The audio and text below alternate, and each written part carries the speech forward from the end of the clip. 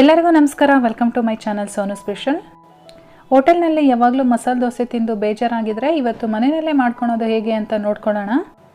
ಅದು ಕೂಡ ಹೋಟೆಲ್ ಸ್ಟೈಲ್ನಲ್ಲೇ ಮನೆಯಲ್ಲೇ ಹೇಗೆ ಮಾಡೋದು ಅಂತೇಳಿ ತೋರಿಸ್ಕೊಡ್ತಾ ಇದ್ದೀನಿ ನಾನು. ಬನ್ನಿ ಹಾಗಾದರೆ ಹೋಮ್ ಮೇಡ್ ಮಸಾಲ ದೋಸೆ ಹೇಗೆ ಮಾಡೋದು ಅಂತೇಳಿ ನೋಡ್ಕೊಳ್ಳೋಣ. ನಾನು ಅಕ್ಕಿ ಮತ್ತು ಉದ್ದಿನಕಾಳು ಇದೇ ಕಪ್ಪಲ್ಲಿ ಮೆಷರ್ಮೆಂಟ್ನ ತೊಗೊಂಡಿದ್ದೀನಿ. ನಿಮಗೆ ಯಾವ ಕಪ್ಪು ದೊಡ್ಡದು ಬೇಕಾ ಚಿಕ್ಕದು ಬೇಕಾ ನೋಡ್ಕೊಂಡು ನಿಮ್ಮ ಮನೆಯಲ್ಲಿ ಯಾವ ಕಪ್ ಇರುತ್ತೆ ಅದರಲ್ಲಿ ಮೆಷರ್ಮೆಂಟ್ನ ತೊಗೊಳ್ಳಿ. ಆ ಕಪ್ಪಲ್ಲಿ ನಾನು 3 ಕಪ್ಪು ದೋಸೆ ಅಕ್ಕಿನ ನೆನೆಸಿಟ್ಟಿದ್ದೆ. ನಮಗೆ ಒಂದು 5 ರಿಂದ 6 ಗಂಟೆಗಳ ಕಾಲ ಅಕ್ಕಿ ನೆನೆಯಬೇಕಾಗತ್ತೆ. ಹಾಗಾಗಿ ಟೈಮ್ನ ನೋಡ್ಕೊಂಡು ನೀವು ಅಕ್ಕಿನ ನೆನೆ ಹಾಕಬೇಕಾಗತ್ತೆ. ಇವಾಗ ನಾನು ಅದೇ ಕಪ್ಪಲ್ಲಿ 1 ಕಪ್ಪು ಉದ್ದಿನ ಕಾಳನ್ನು ನೆನೆ ಹಾಕಿದ್ದೀನಿ. ಎಲ್ಲದೂ ಕೂಡ ಚೆನ್ನಾಗಿ ನೆಂದಿದೆ, ನೀವು ನೋಡ್ತಾ ಇರ್ಬೋದು. ಜೊತೆಗೆ ನಾನು 3 ಟೇಬಲ್ ಸ್ಪೂನು ಕಡಲೆಬೇಳೆನ ಕೂಡ ನೆನೆಸಿಟ್ಟಿದ್ದೆ. ಹಾಗೆ 1 ಟೀ ಸ್ಪೂನು ಮೆಂತ್ಯ ಕಾಳನ್ನು ಕೂಡ ನೆನೆಸಿಟ್ಟಿದ್ದೆ. ಎಲ್ಲದೂ ನಾನು ಸೇಮ್ ಟೈಮಿಂಗ್ಸಲ್ಲೇ ನೆನೆಸಿದ್ದೀನಿ. ಚೆನ್ನಾಗಿ ನೆಂದಷ್ಟು ರುಬ್ಬಕ್ಕೆ ಚೆನ್ನಾಗಿ ಬರುತ್ತೆ. ಇವಾಗ ಒಂದು 1/4 ಕಪ್ಪು ಪೇಪರ್ ಅವಲಕ್ಕಿನ ಒಂದು ಬೌಲಲ್ಲಿ ಹಾಕ್ಕೊಳ್ತಾ ಇದ್ದೀನಿ. ಇದನ್ನು ಕೂಡ ಒಂದು ಸ್ವಲ್ಪ ನೀರು ಹಾಕ್ಬಿಟ್ಟು ಇಡೋಣ. ಇದೇನು ನೆನೆಸೋ ಅವಶ್ಯಕತೆ ಇಲ್ಲ. ಹಾಗಾಗಿ ರುಬ್ಬಬೇಕಾದ್ರೆ ಈ ರೀತಿ ಮಾಡಿಕೊಂಡ್ರೆ ಸಾಕಾಗುತ್ತೆ. ನೀರನ್ನೆಲ್ಲ ಚೆನ್ನಾಗಿ ಸೋರಿಸ್ಕೊಂಡು ನಾವು ಉದ್ದಿನ ಕಾಳು, ಕಡಲೆಬೇಳೆ, ಹಾಗೆ ನಾವೀಗ ನೀರಲ್ಲಿ ನೆನೆ ಹಾಕಿದ್ವಲ್ಲ ಅವಲಕ್ಕಿ, ನೋಡಿ ಎಷ್ಟು ಚೆನ್ನಾಗಿ ನೆಂದಿದೆ. ಈ ಅವಲಕ್ಕಿನೂ ಕೂಡ ಸೇರಿಸ್ಕೊಳ್ಳೋಣ. ಜೊತೆಗೆ ನಾವು ಮೆಂತ್ಯ ಕಾಳನ್ನು ನೆನೆಸಿದ್ವಲ್ಲ ಅದನ್ನು ಕೂಡ ಇದರೊಳಗಡೆ ಸೇರಿಸ್ಕೊಂಡು ನುಣ್ಣಗೆ ರುಬ್ಕೊಂಡು ಬರೋಣ. ನೀವು ರುಬ್ಬಬೇಕಾದ್ರೆ ಮಧ್ಯದಲ್ಲಿ ನೀರು ಹಾಕ್ಕೊಂಡು ರುಬ್ಬಬೇಕು. ಇವಾಗ ನೋಡಿ ಇದು ರೆಡಿಯಾಗಿದೆ. ಇಷ್ಟು ನುಣ್ಣಗೆ ನಾವು ರುಬ್ಕೋಬೇಕಾಗತ್ತೆ. ಇವಾಗ ಇದನ್ನು ಒಂದು ದೊಡ್ಡ ಪಾತ್ರೆಗೆ ಟ್ರಾನ್ಸ್ಫರ್ ಮಾಡ್ಕೊಳ್ತಾ ಇದ್ದೀನಿ. ಮತ್ತು ಇದೇ ಜಾರ್ಗೆ ನಾವು ಅಕ್ಕಿನ ನೆನೆಸಿಟ್ಟಿದ್ವಲ್ಲ ಅಕ್ಕಿನ ಹಾಕ್ಕೊಂಡು ರುಬ್ಕೊಳ್ಳೋಣ. ಒಂದೇ ಸರಿ ರುಬ್ಬಕ್ಕಾಗಲಿಲ್ಲ ಅಂದರೆ ಬ್ಯಾಚ್ ವೈಸ್ ಮಾಡಿಕೊಂಡು ಅಕ್ಕಿನ ರುಬ್ಕೊಳ್ಳಿ. ಅಕ್ಕಿ ರುಬ್ಬಬೇಕಾದ್ರೆ ಇದಕ್ಕೂ ಕೂಡ ನೀರು ಹಾಕ್ಕೊಂಡು ರುಬ್ಬಬೇಕಾಗತ್ತೆ. ಆದರೆ ಇದಕ್ಕೆ ತುಂಬ ನೀರು ಹಾಕ್ಲಿಕ್ಕೆ ಹೋಗಬೇಡಿ, ತುಂಬ ತೆಳುವಾಗ್ಬಿಡತ್ತೆ. ನೋಡಿ ಇವಾಗ ಅಕ್ಕಿನೂ ಕೂಡ ರುಬ್ಕೊಂಡಿದ್ದೀನಿ. ನೀವು ನೋಡ್ತಾ ಇರ್ಬೋದು ಕನ್ಸಿಸ್ಟೆನ್ಸಿ ಯಾವ ರೀತಿ ಇದೆ ಅಂತ ಹೇಳಿ. ಇವಾಗ ಇದನ್ನು ಕೂಡ ನಾವು ಉದ್ದಿನಬೇಳೆ ಎಲ್ಲ ಒಂದು ಬೌಲ್ಗೆ ಟ್ರಾನ್ಸ್ಫರ್ ಮಾಡ್ಕೊಂಡಿದ್ವಲ್ಲ ಸೇಮ್ ಬೌಲ್ಗೆ ಇದನ್ನು ಕೂಡ ಟ್ರಾನ್ಸ್ಫರ್ ಮಾಡ್ಕೊಳ್ಳೋಣ. ಇವಾಗ ಎರಡೂ ಕೂಡ ಚೆನ್ನಾಗಿ ಹೊಂದ್ಕೊಳ್ಳೋ ರೀತಿ ಚೆನ್ನಾಗಿ ಮಿಕ್ಸ್ ಮಾಡ್ಕೊಳ್ಬೇಕು. ಈ ರೀತಿ ಎಲ್ಲ ಚೆನ್ನಾಗಿ ಮಿಕ್ಸ್ ಆದಮೇಲೆ ನಾನು ಇದಕ್ಕೆ 1 ಟೇಬಲ್ ಸ್ಪೂನು ಸಕ್ಕರೆನ ಸೇರಿಸ್ಕೊಳ್ತಾ ಇದ್ದೀನಿ. ಸಕ್ಕರೆ ಸೇರಿಸಿ ಇದನ್ನು ಇನ್ನೊಂದ್ಸರಿ ಚೆನ್ನಾಗಿ ಮಿಕ್ಸ್ ಮಾಡಿ ನಾವು ಒಂದು 14 ರಿಂದ 16 ಗಂಟೆಗಳ ಕಾಲ ಹಾಗೆ ಬಿಡಬೇಕಾಗತ್ತೆ. ಅಂದರೆ ನೆನೆಯಕ್ಕೆ ಇಡಬೇಕಾಗತ್ತೆ.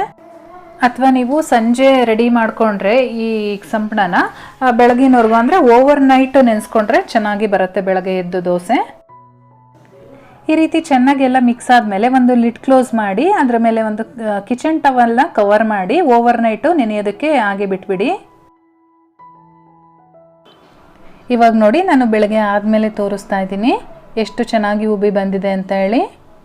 ನಾವು ಯಾವುದೇ ರೀತಿ ಸೋಡಾನ ಯೂಸ್ ಮಾಡಿಲ್ಲ. ಎಷ್ಟು ಚೆನ್ನಾಗಾಗಿದೆ ಅಂತೇಳಿ ನೋಡಿ. ಈ ರೀತಿ ಬಂದರೆ ನಮಗೆ ದೋಸೆ ತುಂಬಾ ಚೆನ್ನಾಗಿ ಬರುತ್ತೆ. ಇವಾಗ ಇದಕ್ಕೆ ರುಚಿಗೆ ತಕ್ಕಷ್ಟು ಉಪ್ಪು ಹಾಕ್ಕೊಂಡು ಚೆನ್ನಾಗಿ ಮಿಕ್ಸ್ ಮಾಡ್ಕೊಳ್ಬೇಕು. ಒಂದು 3 ರಿಂದ 4 ನಿಮಿಷಗಳ ಕಾಲ ಈ ರೀತಿ ನಾವು ಸ್ಟಿರ್ ಮಾಡ್ತಾ ಇರಬೇಕು. ಇವಾಗ ನೋಡಿ ಒಂದು 3 ರಿಂದ 4 ನಿಮಿಷಗಳ ಕಾಲ ನಾನು ಈ ರೀತಿ ತಿರುಗಿಸಿ ಮಿಕ್ಸ್ ಮಾಡಿದ್ದೀನಿ. ಇವಾಗ ಇದು ರೆಡಿಯಾಗಿದೆ. ಇದನ್ನು ಸೈಡಲ್ಲಿ ಎತ್ತಿಟ್ಕೊಂಡು ನಮ್ಗೆ ಇದಕ್ಕೆ ಬೇಕಾಗಿರೋ ಅಂಥ ಕೆಂಪು ಚಟ್ನಿ ಹಾಗೆ ಆಲೂಗೆಡ್ಡೆ ಪಲ್ಯನ ರೆಡಿ ಮಾಡ್ಕೊಳ್ಳೋಣ. ನಾನಿಲ್ಲಿ ಒಂದು ಬೌಲ್ಗೆ ಚೆನ್ನಾಗಿ ನೀರನ್ನು ಕುದಿಸ್ಬಿಟ್ಟು ಹಾಕ್ಕೊಳ್ತಾ ಇದ್ದೀನಿ. ಈ ಕುದಿಸಿರೋ ಅಂಥ ನೀರೊಳಗಡೆ ಒಂದು 12 ರಿಂದ 14 ಬ್ಯಾಡಗಿ ಮೆಣಸಿನ್ಕಾಯಿನ ಹಾಕಿ ಒಂದು ಅರ್ಧ ಗಂಟೆಗಳ ಕಾಲ ನೆನೆಯೋಕೆ ಇಡ್ತೀನಿ. ನೋಡಿ ಇವಾಗ ಅರ್ಧ ಗಂಟೆ ಆದಮೇಲೆ ತೋರಿಸ್ತಾ ಇದ್ದೀನಿ. ಮೆಣಸಿನ್ಕಾಯಿ ಎಲ್ಲ ಸಾಫ್ಟ್ ಆಗಿದೆ. ಈ ಮೆಣಸಿನ್ಕಾಯಿನ ತೆಗೆದು ಒಂದು ಮಿಕ್ಸರ್ ಜಾರ್ ಒಳಗಡೆ ಹಾಕ್ಕೊಳ್ತಾ ಇದ್ದೀನಿ.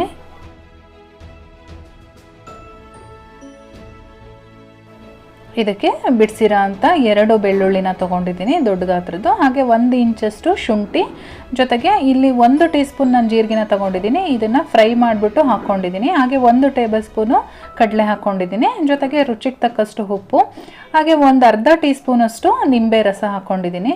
ಇದಕ್ಕೆ ಸ್ವಲ್ಪ ನೀರು ಹಾಕ್ಕೊಂಡು ನುಣ್ಣಗೆ ರುಬ್ಕೊಂಡು ಬರ್ತೀನಿ. ಇವಾಗ ನೋಡಿ ಕೆಂಪು ಚಟ್ನಿ ರೆಡಿಯಾಗಿದೆ. ಇದನ್ನು ಒಂದು ಬೌಲಲ್ಲಿ ಹಾಕ್ಕೊಂಡು ಒಂದು ಸೈಡಲ್ಲಿ ಎತ್ತಿಟ್ಕೊಂಡಿರೋಣ. ಇಷ್ಟು ನುಣ್ಣಗೆ ರುಬ್ಕೊಳ್ಬೇಕಾಗತ್ತೆ ನಾವು ಚಟ್ನಿನ. ಇವಾಗ ಪಲ್ಯನ ರೆಡಿ ಮಾಡ್ಕೊಳ್ಳೋಣ. ನಾನಿಲ್ಲಿ ಆಲೂಗೆಡ್ಡೆ ಮತ್ತು ಹಸಿಮೆಣಸಿನ್ಕಾಯಿನ ಎರಡನ್ನೂ ಕೂಡ ಬೇಯಿಸ್ಕೊಂಡಿದ್ದೀನಿ.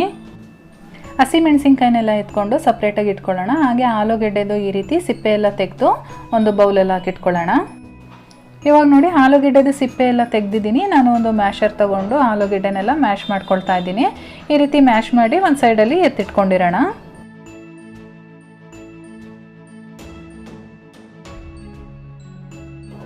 ಇವಾಗ ಅದೇ ರೀತಿ ನಾವು ಮೆಣಸಿನ್ಕಾಯಿನ ಬೇಯಿಸಿಟ್ಕೊಂಡಿದ್ವಲ್ಲ ಅದನ್ನು ಕೂಡ ಸಣ್ಣ ಸಣ್ಣದಾಗಿ ಕಟ್ ಮಾಡಿ ಅದನ್ನು ಕೂಡ ಒಂದು ಸೈಡಲ್ಲಿ ಎತ್ತಿಟ್ಕೊಂಡಿರೋಣ. ಎಲ್ಲ ರೆಡಿ ಮಾಡ್ಕೊಂಡು ಆದಮೇಲೆ ಈಗ ಸ್ಟವ್ ಮೇಲೆ ಒಂದು ಫ್ರೈಯಿಂಗ್ ಪ್ಯಾನ್ ಇಟ್ಕೊಂಡಿದ್ದೀನಿ. ಇದಕ್ಕೆ ಒಂದು 2 ಟೇಬಲ್ ಸ್ಪೂನ್ ಅಷ್ಟು ಎಣ್ಣೆ ಹಾಕ್ಕೊಳ್ತಾ ಇದ್ದೀನಿ. ಒಗ್ಗರಣೆಗೆ ಸಾಸಿವೆ, ಜೀರಿಗೆ ಹಾಗೆ 1 ಟೇಬಲ್ ಸ್ಪೂನ್ ಅಷ್ಟು ಕಡಲೆಬೇಳೆ ಹಾಕ್ಕೊಂಡಿದ್ದೀನಿ. ಕಡಲೆಬೇಳೆ ಸ್ವಲ್ಪ ಕಲರ್ ಚೇಂಜ್ ಆಗಬೇಕು, ಅಲ್ಲಿವರೆಗೂ ನಾವು ಫ್ರೈ ಮಾಡ್ಕೊಳ್ಬೇಕಾಗತ್ತೆ. ನೋಡಿ ಇವಾಗ ಕಡಲೆಬೇಳೆ ಫ್ರೈ ಆದಮೇಲೆ ನಾನು ಕರಿಬೇವಿನ ಸೊಪ್ಪನ್ನ ಸೇರಿಸ್ಕೊಂಡು ಬಾಡಿಸ್ಕೊಳ್ತಾ ಇದ್ದೀನಿ. ಹಾಗೆ ನಾನಿಲ್ಲಿ 2 ಮೀಡಿಯಮ್ ಸೈಜ್ ಈರುಳ್ಳಿನ ಕಟ್ ಮಾಡಿ ಇಟ್ಕೊಂಡಿದ್ದೆ. ಆ ಈರುಳ್ಳಿನೂ ಕೂಡ ಇದರೊಳಗಡೆ ಸೇರಿಸ್ಕೊಂಡು ಫ್ರೈ ಮಾಡ್ಕೊಳ್ತೀನಿ.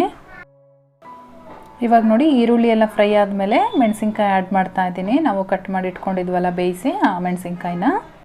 ನಾವು ಆಲೂಗೆಡ್ಡೆ ಪಲ್ಯಕ್ಕೆ ಹಸಿ ಮೆಣಸಿನ್ಕಾಯಿ ಹಾಕೋದ್ರಿಂದ ಈ ರೀತಿ ಬೇಯಿಸಿ ಹಾಕೊಳ್ಳೋದ್ರಿಂದ ಟೇಸ್ಟು ತುಂಬಾ ಚೆನ್ನಾಗಿ ಬರುತ್ತೆ. ಇವಾಗ ಇದಕ್ಕೆ ರುಚಿಗೆ ತಕ್ಕಷ್ಟು ಉಪ್ಪು ಹಾಗೆ ಒಂದು 1/4 ಟೀ ಸ್ಪೂನ್ ಅಷ್ಟು ಅರಿಶಿನ ಪುಡಿನ ಸೇರಿಸ್ಕೊಳ್ತಾ ಇದ್ದೀನಿ.